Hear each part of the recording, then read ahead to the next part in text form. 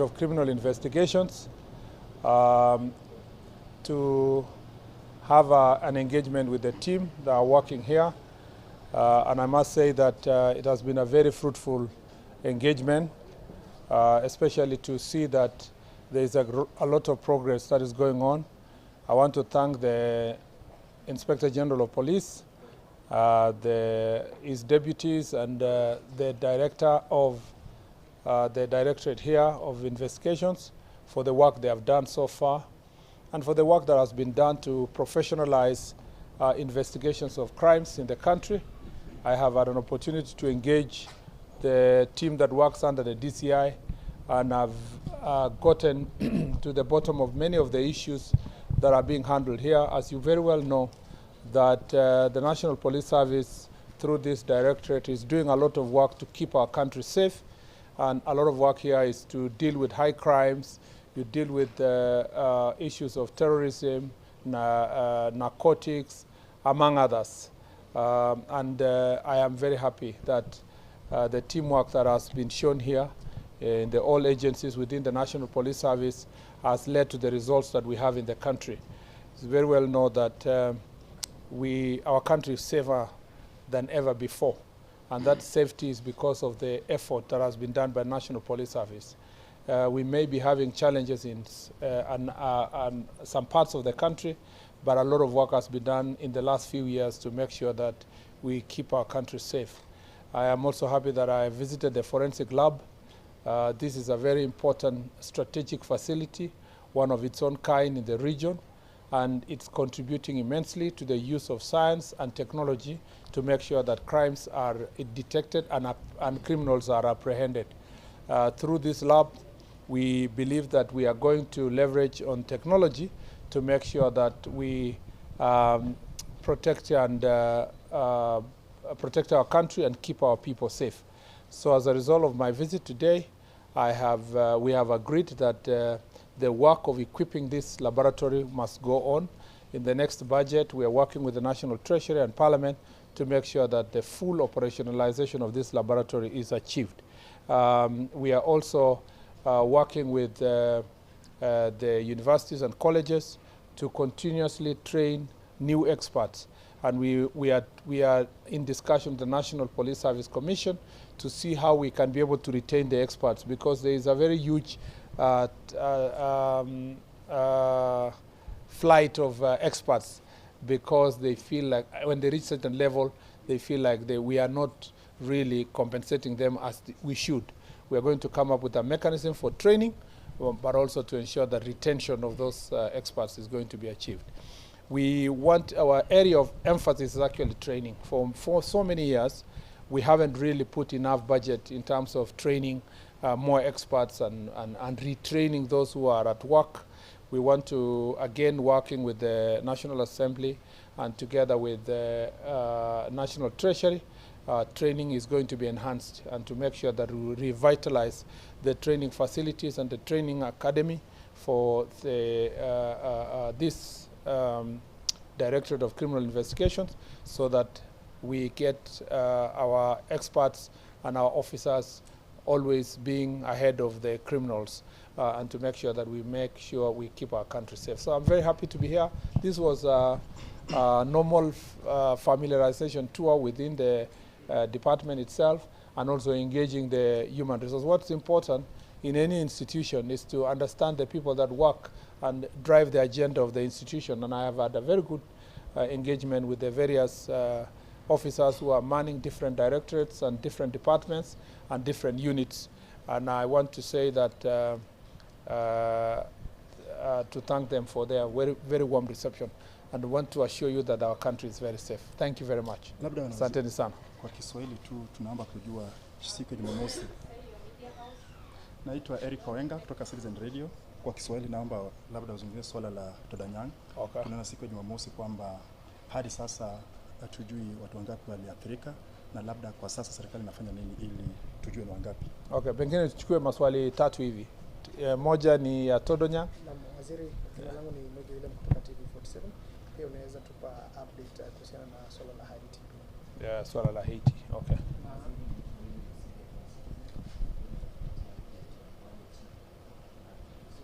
for Somalia. Thank you. I think we handled the three. Yeah. I'm Omo Modaki from the Standard. Yeah, yesterday, the National Assembly Majority Leader, about the issue of dumping, of dumping waste in the city. Yes. Okay. So let's deal with the four.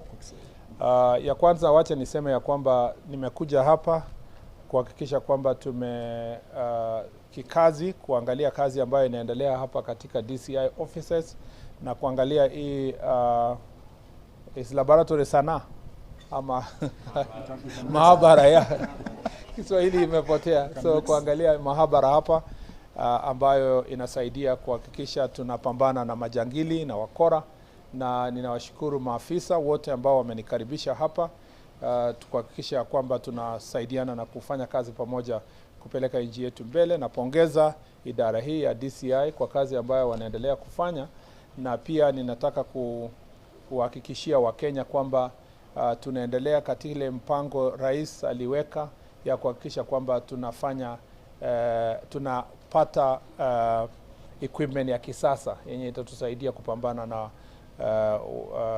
mambo ya crimes katika nchi yetu. Kwa maswali ambayo imeulizwa, kwanza ni shida ambayo ilitupata pale Todonyang. Ningependa kwanza kusema ya kwamba tunaendelea kuambia pole mafamilia ambao hawajapata ndugu na dada zao kwa wakati huu, kwa sababu ya ile kazi inaendelea kuwatafuta penye walipo. Wakenya wengi sana pengine hawajui Todonyang nini inaendelea huko, na watu wachache sana wamewahi kusafiri kwenda huko. Kwa miaka 14 hivi nilipofika Todonyang niliambiwa kwa miaka 14 iliyopita waziri wa mwisho kuwa katika Todonyang ilikuwa mwaka 14 iliyopita. Na kwa hivyo kwa mara ya kwanza kwa miaka 14 walikuwa wanaona kiongozi wa serikali katika level ya waziri kuwatembelea, na nilisikiza mambo yao. Todonyang ni border area ambayo ni ya maana sana katika taifa letu, na ningependa kusema ya kwamba ile uhusiano ya wananchi kutoka Merile, Dasnach kwa upande wa Ethiopia na ya Kenya imekuwa ni vizuri, kwa sababu ni watu wanajuana pamoja, wanafanya kazi pamoja. Kuna biashara tatu inaendelea katika kona hiyo. Ya kwanza ni biashara ama ile hali ya uchumi ya mambo ya uvuvi. Hiyo uvuvi Lake Turkana ni ya maana sana katika uchumi ya sehemu hiyo, na unaona kwamba wananchi kutoka Ethiopia na Kenya wanashirikiana wakivuka upande ule na kuvuka upande huu mwingine bila kisuizi chochote. Na ya pili ni kwamba biashara inaendelea huko ni ya livestock, mambo ya ufugaji, na hawa pia wanafanya pamoja wakivuka upande wa Ethiopia na kuja Kenya bila shida kubwa sana. Ya tatu ni mambo ya biashara. Wanafanya biashara, duka zenye ziko Ethiopia na duka zenye ziko Kenya zinawasiliana katika biashara katika sehemu hiyo. Na hii Jumamosi iliyopita kwa bahati mbaya kuna mkora moja alienda kuleta shida katika sehemu ya upande ule wa Ethiopia kutoka Kenya, na tuna habari ambazo nazo ni kwamba akawaua watu 3 kutoka sehemu ya Ethiopia. Na kwa ile retaliatory attacks inasemekana kwamba Wakenya wakavamiwa katika upande wa Ethiopia kwa lake yenyewe ya Lake Turkana, na kwa sababu ya hiyo hatujajua kwamba walivamiwa, wangapi waliumia, nini ilifanyika, lakini inakusudiwa kwamba kutokana na ile idadi ya watu ambao wamepotea ama familia zao wanasema hawajawaona, tuna zaidi ya watu 20. Jana Jumatatu nilienda Todonyang, tukakuwa na mkutano na tukaweka mpango kabambe ya kuhakikisha kwamba tunawasiliana na Ethiopia. Tuesday niliporudi hapa Nairobi, hiyo ni juzi, tulikuja kufanya mambo ya diplomasia ya kuongelesha serikali ya Ethiopia kutusaidia, na kwa sababu ya hiyo kazi hiyo Jumanne usiku team yenye niliwacha Todonyang iliweza kukutana na serikali ndogo ya upande wa Ethiopia, na kukubaliana jana watafanya ile msako. Walifanya msako jana kutoka saa 8 afternoon, na kama vile niliandika katika taarifa kwa media houses ni kwamba miili 2 ilipatikana na postmortem imefanywa na burial imefanyika kwa wale hao wawili ambao miili zao zilipatikana. Ile kusaka inaendelea leo kutafuta, na tutapata habari, na anytime I get the news I want to say that I will report to the country. So I want to confirm that so far, thanks to the government efforts, diplomatic efforts, and the team that I set up in Todonyang, plus the team that comes from Ethiopian government, and going through a whole government approach, we've been able to speak to the Ethiopian government, and we're working together. Our local administration, the team set up in Todonyang, together with the local administration on the other side of Ethiopia, are working together, and I appreciate both of them for working together to search and rescue those who may be alive, and if unfortunately those who have passed away, to find their bodies. Unfortunately, yesterday in this search, we found that already 2 bodies were found, and the postmortem was done, and samples taken, and the families were, the bodies were buried, and more search is going on today, and we'll be updating the country as it goes on. This is a very regrettable situation. It's a very sad occurrence. Unfortunately, it happened outside our territory, so we had very little control as Kenyan authorities ourselves because of what happened. It happened on the part of Ethiopia. And so we needed a lot of negotiations to have access on that side, and I'm glad that the Ethiopian government assisted us to work on access. I just want to say also that this scenario where the citizens of Ethiopia and Kenya keep crossing the border for economic activities, as I've already said, that there are 3 very important economic activities, which is pastoralism and livestock keeping, and the question of trading across the border, and also fishing across the border within the Lake Turkana has been going on for many years. And unless there is a trigger, like in this case, there was a trigger on a criminal who went from our side to Ethiopian side and caused this situation, there would be no retaliatory attacks of this magnitude. And I want to say that, as I've said, and I repeat, more than 20 Kenyans have not been accounted for. We will give you the number when we really settle on a number that is collected from the public. Remember that these are not people who just live in Todonyang. These are Kenyans especially from the Turkana County, from very far.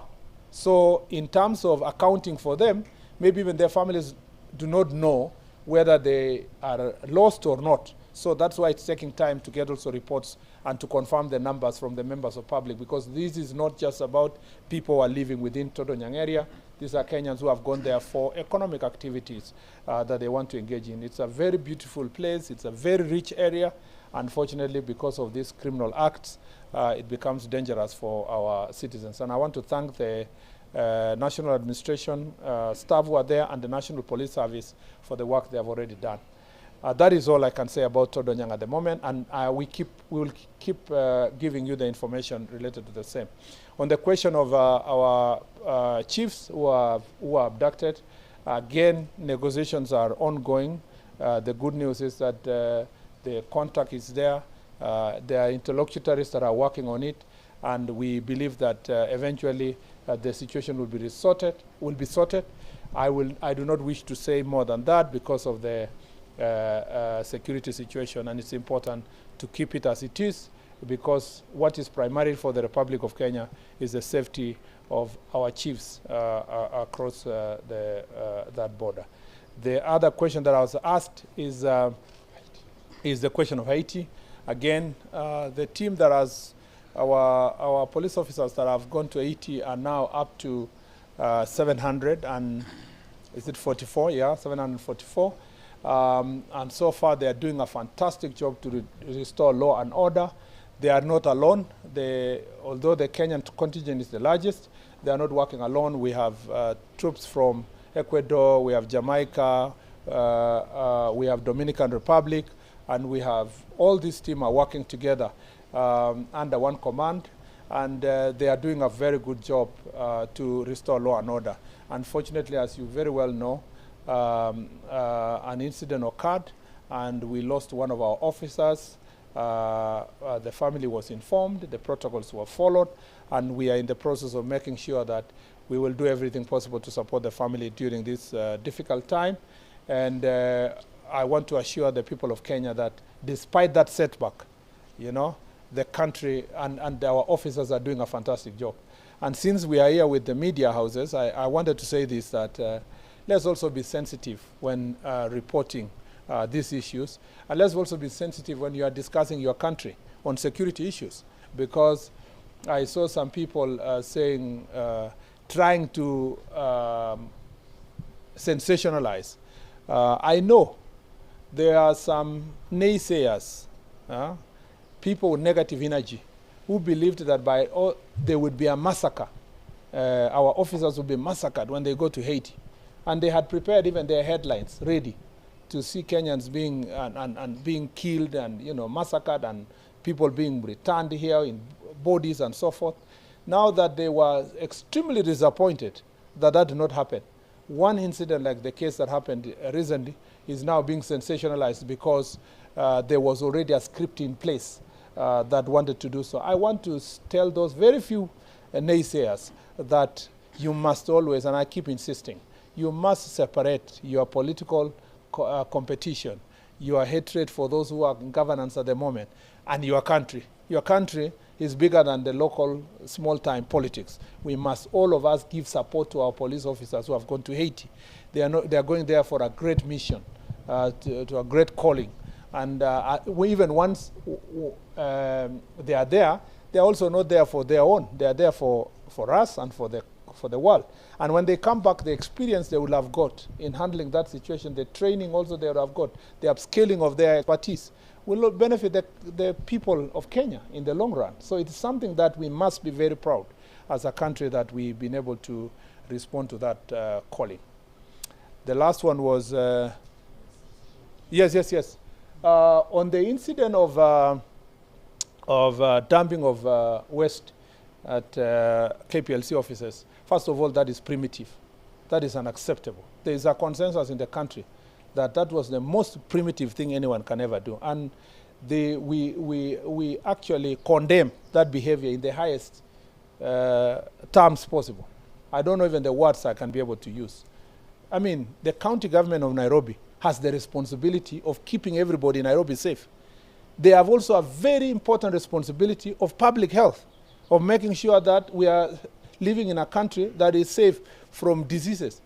You know, you come and dump waste so that people can get diseases like cholera and so forth. That was totally uncouth. It's uncalled for. It is unacceptable. And from day one, the National Police Service responded. You know, responded from the very day one. Perhaps we did not do the publicity as it should be, but at a very highest level, there was a report that was made by from the KPLC. That report led to arrest of some of the officers from this Nairobi for questioning, and also the lorries, some of the lorries have been detained in the police station and so forth. We're going to be giving that information. Perhaps that information was not in Parliament by the time there was a debate yesterday, and we have agreed that as a ministry working with the National Police Service, we'll put together the information, the process that is going on, and submit it to Parliament for noting and for further action, even as we continue investigating those who performed that act. That is not how governments work. A government cannot behave like a criminal gang and expect the citizens to obey the law. That should never happen, and we regret that it happened, and we are going to take action to whatever level necessary to ensure that the persons who planned, who executed, who are actually charged in a court of law. Asanteni sana. That's too much. That's too many things. Thank you.